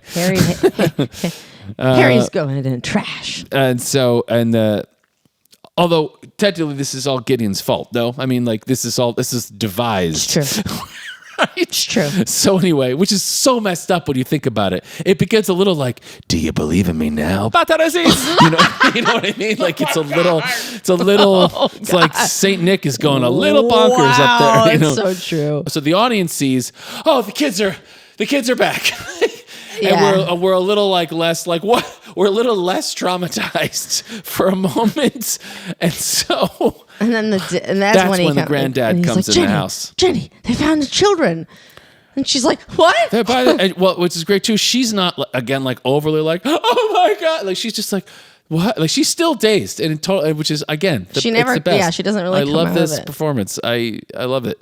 So the kids come home. They're reunited. It's a total mom hug. Like you could see, like, oh my gosh. Yeah. And then Gideon's across the street, sort of watching all this. And then they're inside in this just brutal scene where they're sitting in a bed, and she does. This is also done so well, where she just says, "I have to talk to you kids about something bad that's happened." And they're like, "What, mommy? What is it that's bad that's happened?" Yeah. And she tells them that guy, that the man, shot their father, and he is not. And they're like, "When's he coming back?" He's like, "Well, that's the thing. He's not coming back." Your dad's dead. It's like she says it like. She says that a few times. Then she finally says, "Your dad's not coming back. Your dad's dead. Your dad has died. Your dad has died, or your dad is dead, or something." And she goes, "He didn't ever die before." Oh, and then Dad Abby, never died before. He didn't never. Dad never died before. Or he didn't never die before. I think she says. And but it's a beautiful. It's totally. It's great. And Cal just sort of like, it's just so sad. So then Abby is in the I think one of their bedrooms and tells Cal about Gideon. Yeah. And says that he's an angel, and that he's like, "You're lying," or whatever he says. And then she says, I know where he is. I know where he is too, because Gideon in the previous scene told her where the angel to come find him, where the angel's on top of the tree. So it's the big tree. Where the angel's on top. Where the angel's on top, yeah. And so she knows to go to the tree that her dad was putting up downtown. So I forgot to say this poor lady. I know. I wrote that note. So then Abby, she's like, "I'm going to go find him," and so she goes. The brother rats her. She runs out of the house. The brother's like, "Mom, Abby's just run away." And then Ginny, I can't imagine they would have been like, "What the?" Just screaming. But she just goes, "What?" She gets up. She gets her coat on, goes outside. There's no Abby. Starts running. We find Abby at the tree. She's down in the tree. And she's like, "Gideon," and there's nobody there until all of a sudden he appears. And he says, she's like, "Can you fix this so my dad isn't dead anymore?" And he's, "Well, I can't fix that, Abby. I know when he said that. Yeah, but I know someone who can." She goes, "Who?" And he goes, "Santa." And then you're like, "I believe in Christmas too." Santa's a necromancer? Or something. What is this? Like, what's happening? And so... But it's a super magical, actually. He says, "Santa." He goes, "We have to go to the North Pole." She goes, "We can go to the North Pole to see." He goes, "Yeah." And he opens his hand, and this bright white light shoots out, and he goes, "Let's go." And, or "Come on," I think he says, "Come on." And then like she holds his hand, and then it cuts to Ginny running up, and there's nobody there. Ugh. And then Jack's buddy pulls up in the car. He's like, "Did you find her?" She just goes... And I don't think she even says anything, but that's what I was like, this lady is having the worst day. And it's funny when you think about it. She gets fired. Her husband is shot and killed. The parents, the children are drowned, but then are back alive. And now this kid's run away. She's missing. And it's sort of like, if we didn't have a different ending, that would make her hate Christmas even more. This lady is having a rough day is what I wrote. Oh my gosh. But then it cuts from that to, this is...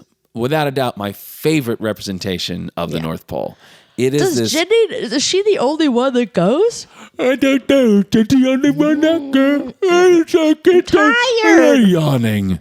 Yes, Abby's the only one that goes. Oh, okay. Abby, Gideon takes her, and they're standing like on the Arctic Circle. That's so cool. And it's like, it's exactly what it looks like in the snow globe. It's just like on top of the world, almost. It feels like it feels like it's the Arctic expanse, Santa's little village, which is just like 2 or 3 buildings in a tower, and then space. It just feels like so space is there.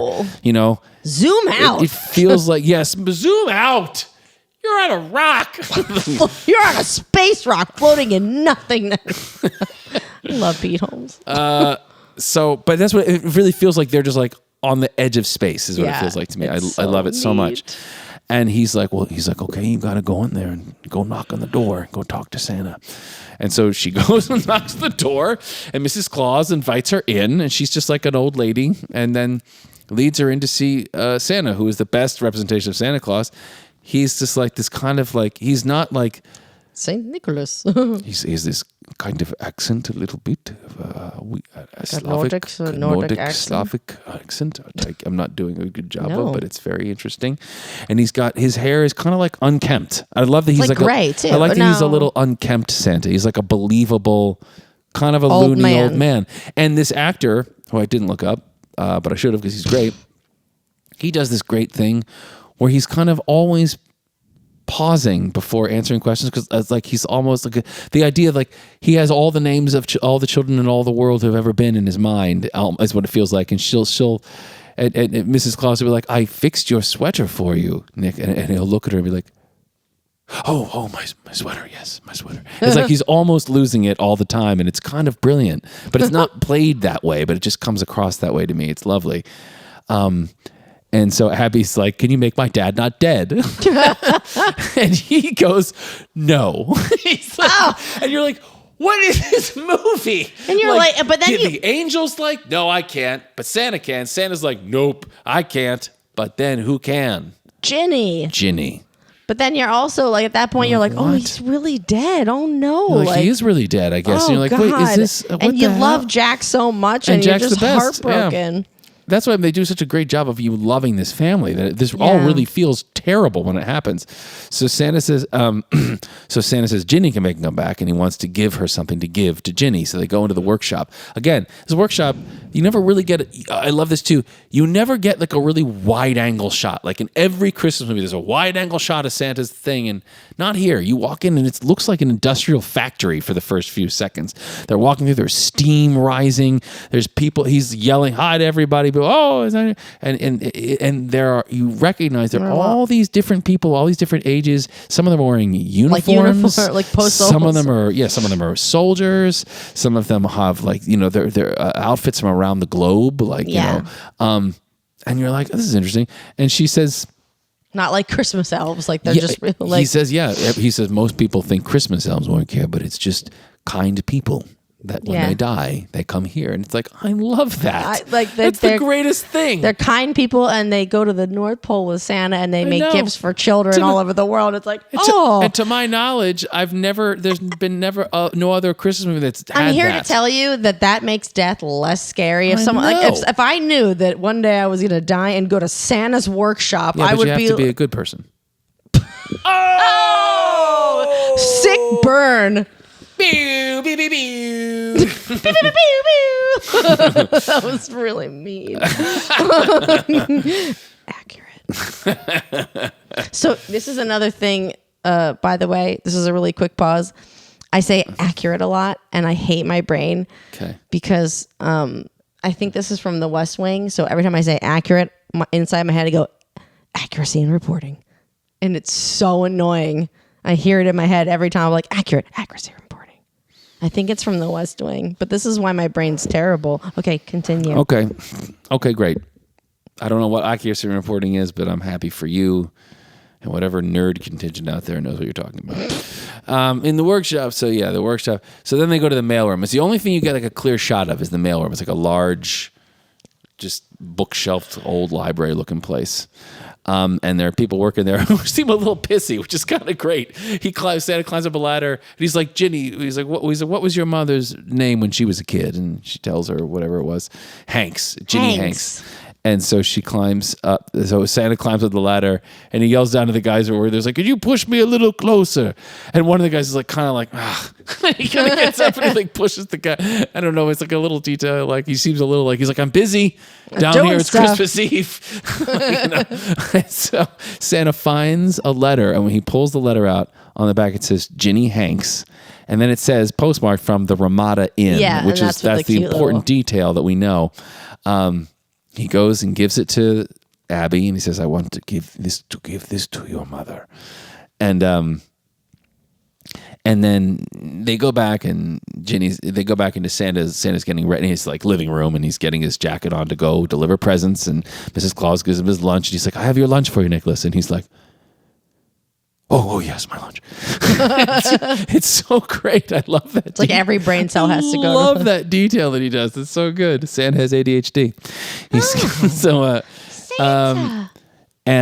Gideon's playing harmonica in the reindeer barn, which is hilarious. Oh yeah. And then he's just kind of hanging out playing the harmonica, and then Abby's asking a bunch of questions and stuff, and they have a nice kind of like, okay, goodbye, Santa, and Santa goes, and Mrs. Claus is like, I'll go get Gideon to take you home. And they have the great shot again of the Arctic Circle and Santa's thing, and Santa's represented as this bright, glowing orb of light that just goes like really a shooting star through the sky, which is so cool. And then she just Abby inside is like, Santa's gone. And then I love this cut too. The timing's so weird, but she's just kind of there for a second, and it's almost like, if I remember correctly, it's like she realizes something and kind of like her head moves, like she looks to the left, and then they're back on the street. next to the mailbox, and Gideon's there with her, and she's just standing staring at Gideon, and there's like a pause, and she's just looking blankly, and she goes, "Good night, Gideon," and then she runs inside, and it's like, it's so jarring and weird, and I love it. And she runs in. Fantastic. Jenny's like, "Oh my God." Oh yeah, well Abby goes in and sees Cal first. You're in trouble, and meatball. she's like, "You're gonna get it.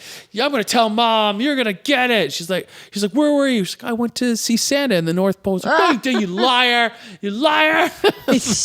And so this poor kid, he runs off. He's like, "Mom, Abby's home," and she comes in, and again, brilliant. Not like, "Where were you? Where were they?" Which I think would be nearly any other actress in any movie. Oh my God, our mom. So she just kind of saunters in from the day she's had, and she's like, "Abby." Really? She's exhausted. She's just like, "Abby, what?" And Cal's like waiting to see the punishment. She's like, "Go back to your room." And he's like, "Do I have to?" She's like, "Yes, you have to go to the room." It's just such a believable mom at the end of that day. Just like, whatever. At one point, Abby's like, "Are you going to spank me?" She's like, "No." She's like, "Get in bed." She's getting in bed, and she's like, "I went to see Santa in the North Pole," and she's like, "Okay." And she says, "Well, honestly, Mommy, like there was an angel, and the angel saved me. If it wasn't for the angel, I'd be dead." And then she says, "Maybe there is an angel." And it's sort of like just to get her in bed, but you see the slightest crack in the facade of like she's willing, after all of this she's been through, to say, like, maybe there may be. I also love that she doesn't perform it like, maybe there is. Like, it's like she's just like, very simply like exhausted and like, after the day I've had and the fact that you're here, maybe, yes, there is an angel, but I don't have the energy to be emotional about this. Yeah. And it's so good. And then, so Abby's getting exhausted. She's getting in bed. She's like, "I'm so tired from going all the way to the North Pole and back." And she forgets. And she's like going to sleep. And she's like, "Santa told me he couldn't save Daddy, but you can. He gave me something to give to you. It's in the pocket of my coat." Pretty much, she just like passes out. And for whatever reason, the mom decides to check the coat pocket for some reason. Thank goodness. Yeah. And she looks at the letter, and it's this great. She's just so simple with it. And she's like confused, but also shocked. Sees her name. The Ramada Inn. Sees the Ramada Inn. Pulls the letter out, reads the letter out loud, and it's all her handwriting from when she was like 5 or 6 years old or something. And it's what she wants, like roller skates and this and that. And it's just simple. And all she says is, "Oh my." And it's so lovely. And you just get everything she's experiencing, and you realize like she's like, there's no denying that there's no logic to this. She can't naysay this one, and she's too tired. She's just like, whoa. She's too destroyed from this insane day. She does this so beautifully, and so she goes downstairs and picks up Abby's letter and goes outside the mailbox. Yeah. And then I like that as she's walking up, Gideon's there. And he has this great stance. He's got his kind of arms crossed a little bit, and he's sort of standing a little bit standoffish, but he's standing there just looking at her. And she just walks up. And it's like they don't have the moment where she sees him and puts pieces together. It's like she's kind of putting it together. And it's so beautiful. And they don't say anything. They just stand there, and she smiles, and he sort of nods and smiles. And she mails the letter and looks at him, and he just says, "Good night, Jenny," and then like walks off into the dark. And she just has this huge smile. And then the lights come on, and right? And all the lights that we saw in the other scene had clicked off. All of a sudden, that tone comes back, and they go, and they like click on, and it's that wide angle shot. And she does it again, amazingly, where she just. It's like it's dawning on her what's going on. She turns to look, and great reveal directorially. It's like the shot of this cold street with the slush, and Jack appears very tight in the upper like left frame. Yeah, and he's kind of coming in. It's not particularly in focus either. And the look on her face is it's worth the whole movie. She just sells. She's been nominated for an Oscar for this thing. She's so good in this movie. It's so insane. good. And she just starts moving and eventually running, not a full out run, but like I'm realistically running in a slush filled ice street, like a run towards him. And she just the only thing I don't like about this movie is I think this is where they have the really loud bad music.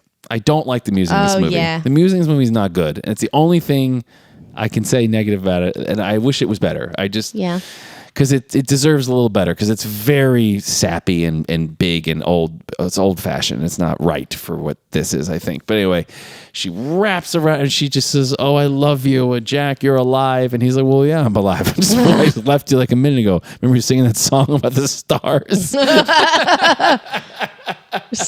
And she's like, of course you're alive. Yes, I was just singing that. He's like, yeah. She's like, of course you weren't shot in a bank. Yeah. But what's amazing though is, like, I like any Christmas movie. The whole point of it is, like, you're supposed to say, oh, now they understand the spirit of Christmas. It's like Scrooge in the window with the goose. It's like, hey, you would now understand the meaning and the spirit of Christmas. Now you have it in you. And it's always like, you get it in movies. You see it all the time. You're expecting it. But truly the combination of all the people in the crew and everyone involved in this, and then her performance of that moment. It's the moment where the lights come on and she sees Jack. From that moment until she gets to him, I was like, oh, it made me remember. I was like, yes, it is about nights like this. It is. That's what it is. It's family. And it's that Christmas spirit of, like, believing in the good and believing. Yeah, it doesn't mean you believing necessarily in a magical being that flies around and does certain things, or an angel, or whatever. But you believe in a sense, in a spirit, and love, essentially. Yeah. And she sells it. She does. It's written beautifully. I haven't said enough about the writing. It's written beautifully, though. I mean, the dialogue's great. Everything's great. So then it's Christmas Eve. So it's the morning. It's Christmas Eve again. I'm uncertain. I guess Abby doesn't remember anything. Right? That would be good, but I don't know. I don't think any of them. None of them remember anything. I don't think. Do they bring it up or, like, look at each other? It doesn't. No, it's not, because they're at the breakfast table. Ginny remembers, right? Ginny knows, because it's the breakfast table, and Ginny's like, I don't care. It's Christmas Eve, and I am taking off work. If they fire me, they fire me, and that's the end of it. And they're all like, whoa. So I think, yes, I thought maybe Abby would know, but she doesn't. I'm thinking of it now.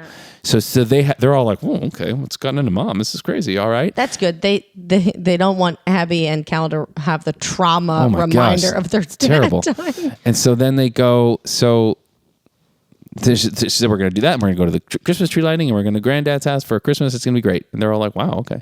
So then she goes to we're at the gas station again, and the guy's trying to sell his car.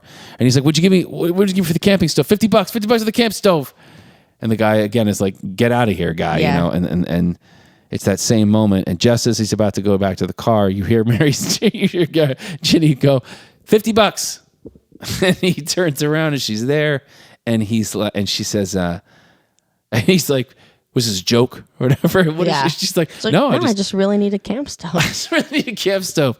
And he gives her the camp stove, and she gives him the $50, and he's like, he thanks her like several times. Thanks, and lady. he even sees, like, he's uncomfortable. Yeah. And he's like unsure, like he feels weird about thanking her so much, but he can't stop in a way. And then he goes, you don't have no idea what this means to me. And she goes, maybe I do, or whatever, which is just really lovely. Yeah, you see that she saved that whole moment, because what was going to happen, it was going to happen. Well, yeah, of course. But then she starts walking away, and he goes, Merry Christmas. And I love that she doesn't say it. She just turns back and smiles. Because you would expect her to be throwing Merry Christmases left and right. But no, it's... And then she goes, then we're at the work, and she's in front of Herbie, the manager. She's like, listen, it's Christmas Eve. I'm spending it with my family. I know you don't want to hear, but that's what's going to happen. That's what I'm going to do, and you do what you have to do. He's like, oh, really? She's like, yeah. He goes, you know what I have to say about that? She says, what? He goes, well, go and don't come back until Thursday morning. Yeah. Classic line. Yeah. And so... he was like, but be at your register at 9 a.m. sharp, and so she hugs him, and that's nice. So she stood up for herself and put her family first, and ended up being okay. And then they're dropping the bike off at Molly Monahan's house. And that's so we see the mom again. Oh, the mom. We love seeing the mom. The whole family drives up, drops the bike off. They run, ring the doorbell or knock or whatever. You hear that voice. Like, isn't it wonderful? Like her voice is so sweet. No, she's lovely. And so, Molly comes out. It's a bike, Mommy. It's a bike. It's the sweetest thing. Cute. Then everyone's at the tree lighting. It's a huge crowd. The lights work. Everyone starts singing. Yeah. They're at the granddad's house. And Ginny is writing. Everyone's asleep, but Ginny's writing Jack a check for $5,000 for his bike shop, which is irresponsible. But it's very irresponsible. I'm just going to point it out. It's a nice thought, but I mean, we got to get a grip. Maybe it's a symbolic check. What they need to do is go apply for loans and look for benefactors and partners. Anyway, so she writes this check and puts it in a card. She said for the Jack. What's his last name? Granger. Jack Granger bicycle shop, and puts it on a card for him on the Christmas tree. The kids are asleep in the attic when Santa, the light outside appears, and you hear him clomping all over the roof, and Cal's like, Santa's real. She's like, I told you. It's so cute. And then, of course, go to sleep. Go to sleep. Yeah. Of course, the last thing is Jenny's walking up the stairs when she hears something down below. She goes down and Santa's putting boxes out and everything. And he's, again, checking his book. He's like, something's missing. I've forgotten something. Oh, he turns the lights on. It's the whole thing. The lights, the Christmas tree come on. Everything comes on. And he sees her and she's like staring at him in awe. And he seems a little caught. He's like not like it wasn't like, and then he just says, Merry Christmas, Ginny. And she finally says, Merry Christmas. And then she says this huge smile. He disappears in that light and goes away. She is smiling. And the last shot I love is Gideon in a tree outside, like just blowing on that harmonica, just blowing on that harp. It is a good movie. It really is a fantastic, highly underrated and highly unknown movie. Like it is nowhere. It's not. I mean, you can buy it. I thought it was a TV movie. I did too. I was surprised it was not a TV movie. This is a real This just Disney proves that movie. The 80s was better. It was just a better time. They really, I mean, I can't imagine them getting this made now. Like, it's just, and it's too simple. Wild. Like, first, it's not too simple. What are you talking about? No, I don't mean that. I mean, it's not like you said. It's Santa not like Claus is talking. It's not like a crazy chase. Kids are getting drowned in the river. Well, yeah, but dead cowboys looking over people playing harmonica in trees. This film is bonkers. Do you know how to play the harmonica? No. Oh. I know a large part of it is that you just get the harmonica that's in the key of the song. You just go, whoa. There's a way to play it. I'm sure it's hard. Okay. But anyway, but I'll tell you, if you were good at harmonica, that's the instrument because, man, it is easy to carry. I really love it. I would recommend this movie to anyone with the caveat. You may not want to watch it with your children. I don't know. But we watched it. I know. We were fine. But I tell you, up until today, my only recollection was like, that crazy movie where everybody dies. Like, what a weird movie that was. The rest of it's great. Harry Dean Stanton's an angel in a tree. Yeah, that's a crazy movie. But now seeing it, I'm like, that's a beautiful movie. It's so really good. beautiful. It's beautifully written, directed, acted. I've said it 3 million times, but it's just, I'm kind of in shock of how good it is. I love it. The glass, it's broken. Fixed. Oh my gosh, and that little girl is just the cutest little, most adorable little girl. I know. She looks like the kid's great too. He's good. He's Cal's great. Good. He's my fave. Love he's Cal. like the great sibling that's like not in on the thing. He's like a few steps behind. Always like, what's going on? he's great. I love it. It's a great movie. I really loved the movie. So that's what I have to say about that. Let's do these quotes, shall we? I haven't looked at these. I'm going to start with the easiest one. Oh, okay. I know I always say it. Okay, this is the quote game where we say quotes from movies that are kind of random. They're maybe not the most famous quotes from these movies. Some of the movies are famous. You know lines to them, but maybe not these lines. The key of it is these are always something about the way the line is delivered that just is always stuck in our heads. So this one is always stuck in my head, but it's very obvious. So here we go. May he who illuminated this illuminate me. Indiana Jones. Yes. Well, of course. Last Crusade. I love the delivery of that line. And he's so good. I feel like my problem Sean is... Connery. You know, he was only a few years older than Harrison Ford when he did that. It's true. Or maybe he was like 10 or 12 years old. I don't remember. I am mad at myself because I feel like my quotations all come from the same movies. But They do. What? But that's okay. What? They do. No, they don't. Most of them do. They do. What? I don't know. Why don't you do all three of yours? Okay. Now can I get me some fighting room? Nope. Really? No. I thought you get that instantly. Nope. Oh, well, there's a billion quotes from this movie you can get. You're going to be mad when you realize what it is. I'll give you a one-word guess. It takes place in a town called Borracho. Wow. It's not Tombstone. No. It's definitely a Western scene, though. You're gonna feel so dumb when you get what this is. Butch Cassidy? Nope. I'm gonna do my favorite line from this movie now, which I did one quote from this movie once, and you didn't get it then either, but that was a harder one. This is a way easier one. So maybe you just don't know this movie as well as you say you do. You say you know it. Well, when you said Baracho, that made me... Well, this one is gonna give it away. So should I just do it? Yep. Up, Max, bring it on! Oh, I was gonna say that. The Great Race. Darn it! It's that drunk cowboy. Now, He's like, to be now fair, can I get me some fighting room? so the funny thing is, falls off the thing. I don't remember that at all, but I was still going to say that. I think because of your delivery. He shouldn't have had no ough'tna swang on me. Da, da, da, da. He ough'tna shouldn't have had no siree. She's on the little swing on the moon. Such the a little great moon swing. Such a great number. It is a good movie. That movie is It is bizarre. really long. It was super long. Oh, it's so long. I remember I showed it to someone once, and I remember thinking, like, this is really long. It's so long. But I loved it growing up, and so I have a patience for it. I do. Last time I watched it, I was unraveling with the patience a little bit. Okay, fair enough. But yeah. Borracho! So good. Ain't gonna get no gas till you come to the ceremony. I don't know. Oh, so good. I don't remember it that well. How do you not remember it that well? We watched that. That was one we watched all the time. That's as kids. true. I And just I know remember you have it. I saw it in your DVDs. on my DVD. I love that is Jack Lemmon. It's Jack Lemmon, right? Some of the best music, Henry Mancini. I have that on vinyl at the class.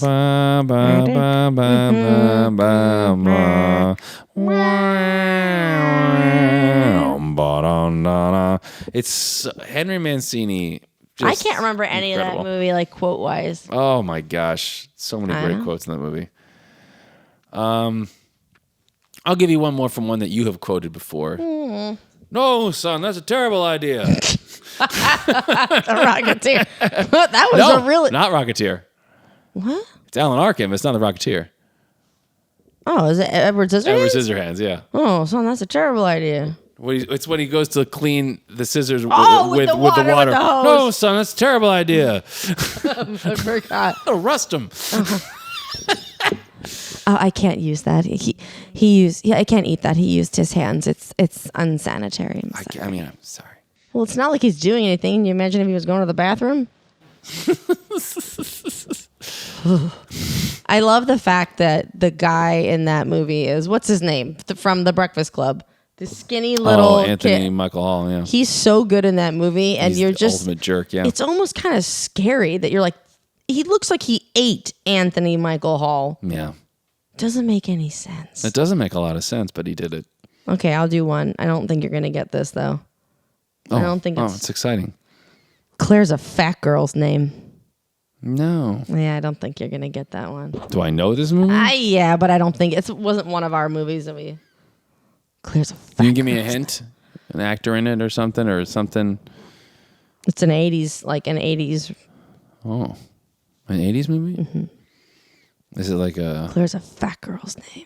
Who says it? What actor? You want me to tell you what actor it is? What will I know? Is this the lead character who says this? No. Yeah. Oh, it is? Well, they're all. This is a leads. comedy. It's a Breakfast Club? Yeah, it is a Yeah. Breakfast Club. Yeah. Wow. That rings a vague bell. I have seen it, Yeah? but not. I've only seen it. It's on my mind because I was just I've only seen it in gift full warring with someone about it. once. Yeah. I've only seen it in full. I've seen parts of it multiple times, but never seen the whole thing. I've only seen the whole thing one time. That's why Granny is so well preserved. Oh man, it's about drinking, right? Because she drinks. No. Yes. No. Yes. No, it's not. I can prove it to you. I think you're wrong. I can give you the thing that they're talking about. That won't technically give it Okay, what away. is it? Oh, I gotta do the quotation that goes after it. Formaldehyde. Formaldehyde? Mm-hmm. That's the quote after it? Yeah, no, it's the smell. That's why Granny's so well preserved because they're talking about formaldehyde. All right, What's the movie? Where they talk about it? Because it's like she's pickled. Because all the drinking. There's some movie. I don't know. Maybe I guess that's what I'm thinking of. Wait, she's not as good. She always skips the parts, and she never does the voices. She smells funny too. Oh, That's formaldehyde. That's why Granny's so well preserved. Is that Doubtfire? Yeah. Oh yeah. Yeah. She's not as good. She always skips the parts. she never does the When do they go to the grandmother's house? They don't. They go to Lombard's. He picks them up, and she's just was watching them. Oh right, that's She right. always skips parts, Yeah, and she never does the voice. She smells funny too. right. It's formaldehyde. Yeah. It's formaldehyde. I love that so much. How about I do one I definitely know you're not going to know. Great. Cesar Romero was not Spanish. I do know that one. You do? Cesar Romero was not Spanish.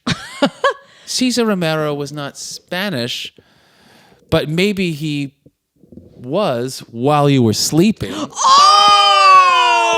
Oh, you got it. Cesar, I love their banter. Wow. Cesar Romero. I didn't say Cesar Romero was Spanish. Say I said Cesar Romero was Spanish. I said Cesar Romero was tall. Oh, no. Then what did you say? I said Cesar Romero was tall. She's fantastic. What has that got to do with the price of eggs? I love her in that I don't movie. drink anymore. I don't drink any less either. I love that movie. She's great. You We got watched it recently. Is why. I love I also it. forgot. Cesar Romero. Is it Frankie Jr. or who's the Oh, guy? Joe Jr.. Joe Jr. He's that lean. guy is. I love him. He's from Rounders. He plays like a bad guy in Rounders. He's so great, but he's so great. His whole thing. That movie. But you are the best looking chick on the third floor. Joe Jr. Phyllis. It's such. It's love that movie. It's a great movie. I do. Also, one of my favorite quotes in that you would know, but most people I think don't know. But I should have used it. So it was. He goes, A B C D. Yeah. At least he's got more room in his jockey shorts. She does that, and I love when he goes, "My family loves her. I might as well love her." Well, we did it. And I have to say, I'm glad that we brought this up, and I'm glad we did the Christmas movie because this is truly a great Christmas movie. And I will no longer think it was just like that really weird one. It's definitely weird. There's definitely some, and in both reviews, they're like, it's just like Stranger Danger with Harry Dean. Not sure how I feel about the cowboy in the tree. Like, You know they what both would be talk about that. awesome though is if you did show it to friends, but you didn't give them any disclaimers. You're like, "Oh, this is my favorite Christmas movie. It's so heartwarming," but you didn't tell them what happened. They're like, "Oh my god!" Yeah. And you're like, "Oh yeah." Except Yeah. I forgot about that part. Merry Christmas. Merry Christmas.